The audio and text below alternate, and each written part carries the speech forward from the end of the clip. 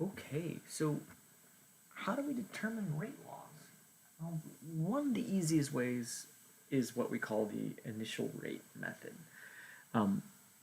We use the rate law, we use the information in the rate law, this relationship, this power relationship of the particular substances, and ask, well, let's change it and see what impact it has on the rate. That's what the rate law says, that if something is first order, if you double the amount of A, it'll double the rate. It's a one-to-one relationship. And so you can figure out the relationship by literally doing just that, doubling the concentration while keeping everything else the same. Right? So, for example, what happens if you, to the rate of a reaction, this particular reaction, doesn't really matter what the reaction is, it follows this rate law, if you raise it from 0.1 to 0.3 molar. So, assuming everything else stays the same, and the constant stays the same because it does, the rate, whatever it was, whatever it started at, it will now be 3 times as much. We go from 0.1 to 0.3, that increases by a factor of 3, and so forth. The rate should increase by a factor of 3. Right? What would happen if you raised B, though, from 0.1 to 0.3? Again, keeping everything else the same. The 0.1 molar B here, well, it would have an effect on the rate. But then you go to 0.3 molar, tripling the amount of B. How much would the rate increase? If we think about it, how much does it increase? It goes up by a factor of 9, right?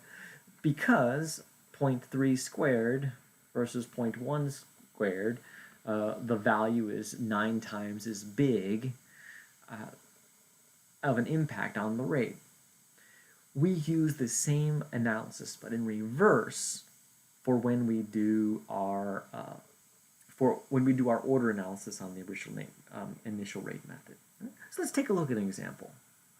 So we have a gaseous compound reacting with another gaseous compound, and the following data: fluorine, this chlorine dioxide, has an initial rate there. Okay, we can see that's been changed in some way, and how. So we have one set of experiments. Okay, you can usually tell an initial rate problem because they give you a table, you know. But there are a couple things missing from this problem. One of them is the rate law. Okay, so we kind of need the rate law to figure out anything. So we start by sketching a preliminary rate law. So we start by sketching a preliminary rate law. Rate is equal to K times the concentration of F2 times the concentration of ClO2. And we don't know what these are, X and Y. So we're going to have to figure those out, though. That's our goal in this whole process, is to figure out X and Y. And there are 2 ways to do this, and the easiest way is inspecting it. Just inspecting it and looking at what's going on. Right? So if we take a look at this reaction,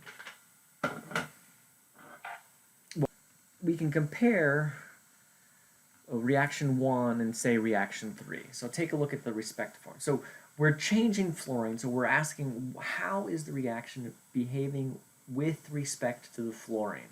So we have our first reaction, produces this value. We have our second reaction, produces this value. How have we changed it? Well, we've taken the fluorine concentration, we're going from 0.1 to 0.2. All right? We basically doubled the amount of fluorine, and the chlorine dioxide stays the same. The rate, though, goes from 1.2 times 10 to the minus third to 2.4 times 10 to the minus third. So, but we can compare these 2 reactions, we can see that we've doubled the concentration of the F2, and we've doubled the rate. Doubled the concentration of the fluorine, you double the rate. That means that we can say with confidence that the fluorine is first order. If it responds in a linear fashion. Double one, triple one, quadruple one, it doubles, triples, or quadruples the rate as the output. All right? So we can say that the fluorine is first order. So now that we know the fluorine is first order, it makes it relatively trivial, because we can do the same analysis for the chlorine dioxide. Now, rather than changing the fluorine amount, we can keep the fluorine amount constant and look at the chlorine dioxide.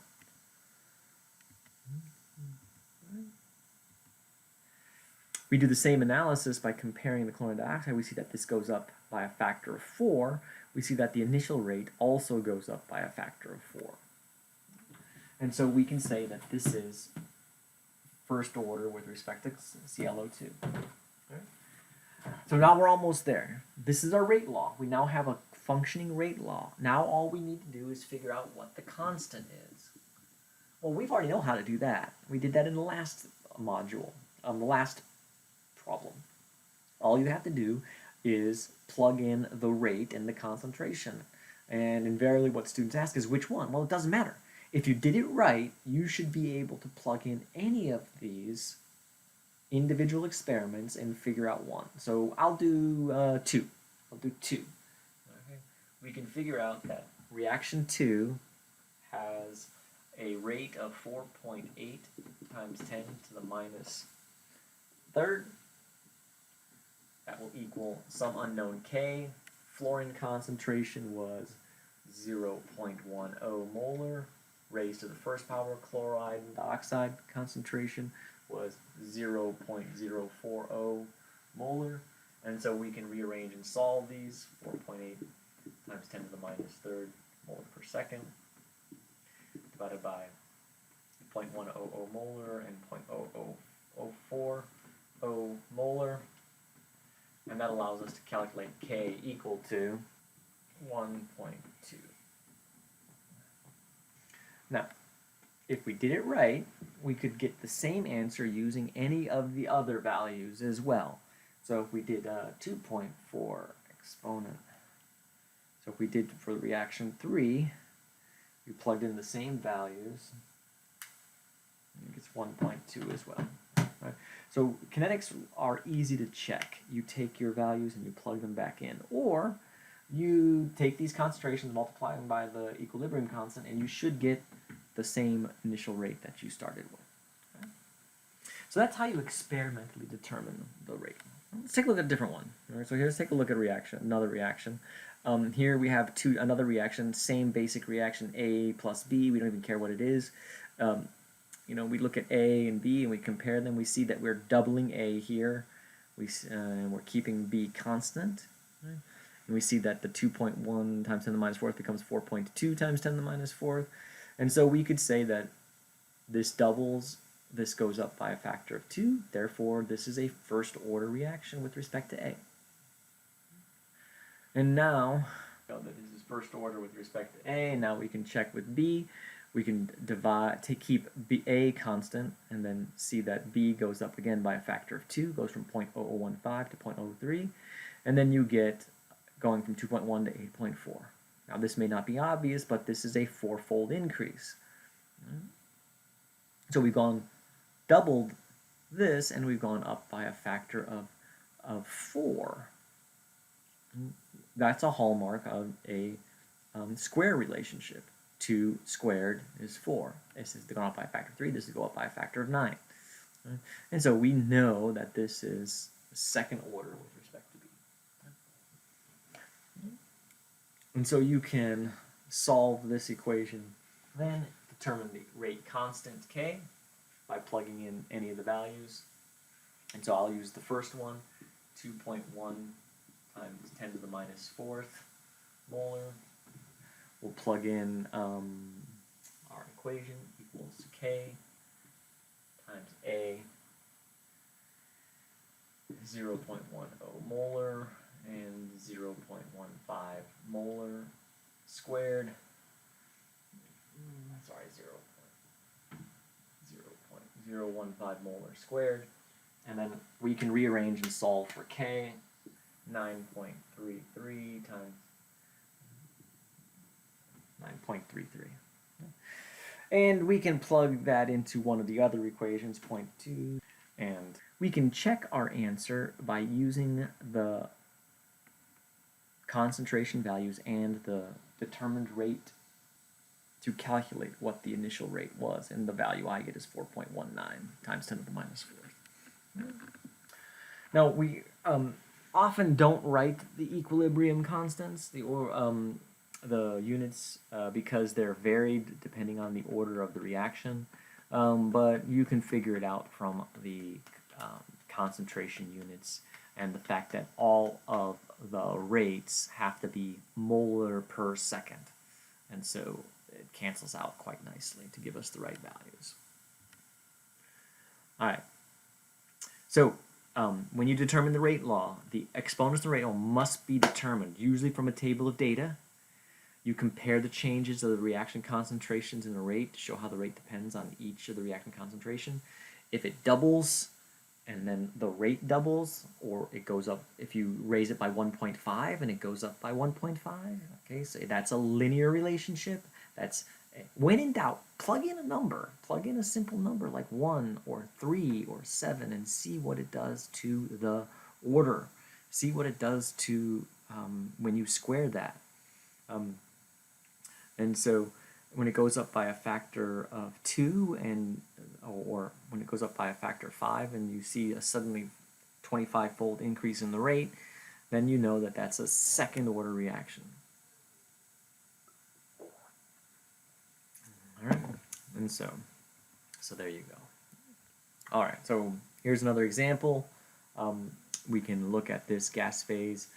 And so this is a very typical problem. Here's how it works. All right, they ask you what the rate law is, what the rate constant is, and then they ask you to use it.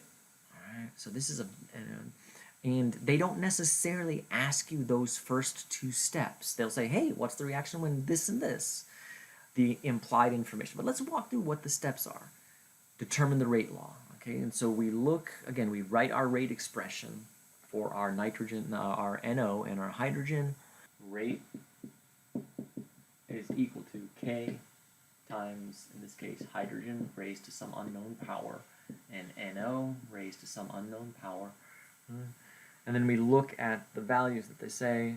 They say they collect the rate. They see that the concentration of NO is 5 times 10 to the minus third.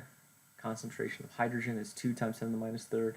And then they go to 1 times 10 to the minus 2. This is a doubling. If you don't know that by observing, divide the two numbers. If you get a half, that means that you're dividing the larger one into the smaller one, so just to be aware of that. Right? And so to keep the hydrogen constant, we see that from 5 to 10, you get 1.3 to 5, which may seem odd. 1.3 to 5. But if you take 5 divided by 1.3, you'll see that that's a factor of 4 increase. Right? So if you think about it, what you're seeing is a rounding issue.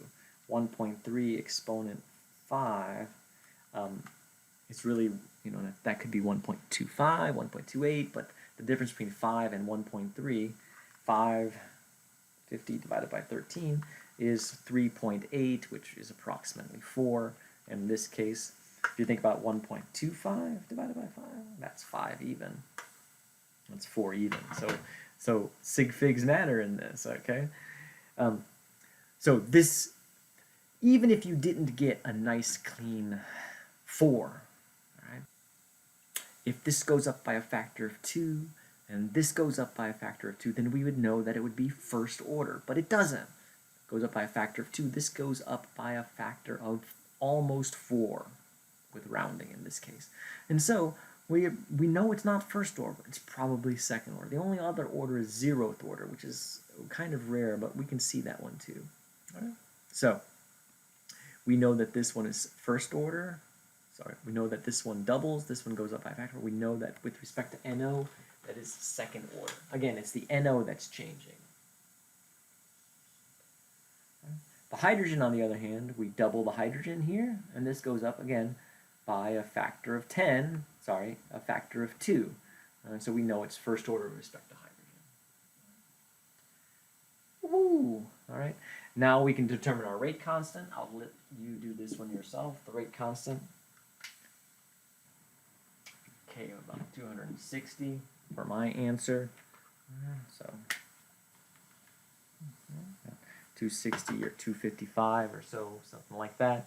And so you can plug this back into any of the other reactions. You can solve any of the other reactions the same way, and you should get the same rate constant. Now we use it. Okay, we use that rate constant to look at the part C of this. So this is part B, this is part C, and part C asks, well, what happens when NO is this value and H2 is that value? So all we need to do now is put in the rate is equal to 260. The units for this would be, we're trying to get to molar per second, so this is molar squared, so that's molar, molar, molar, that's molar, so this would be inverse seconds, inverse molar squared. Right? This rate is 260, there's constant 260, times our values for the NO, which should be 4.8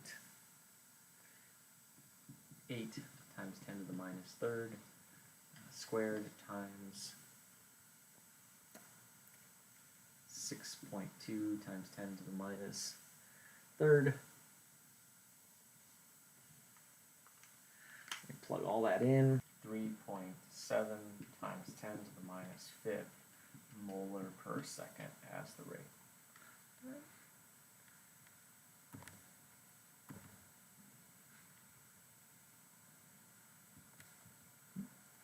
So relatively straightforward. All of these reactions up to this point are change the concentration, look at the rate. Change the concentration, look at the rate. We can do something a little bit different if we recognize that the rate has a time component as well. Right? Now, it's a totally different method, but it also is useful for figuring out what information is available to us from the rate law. Right? Initial rate method is nice, but you have to do a lot of reactions. You have to do minimum 3 reactions. You add another component, you got to do another 4 or 5 reactions for it. So, all right, this can be challenging in those respects. Right? So, but there's another way of doing this. This is something we call the integrated rate loss. It's also useful for telling how much. And we'll talk about that in the next module.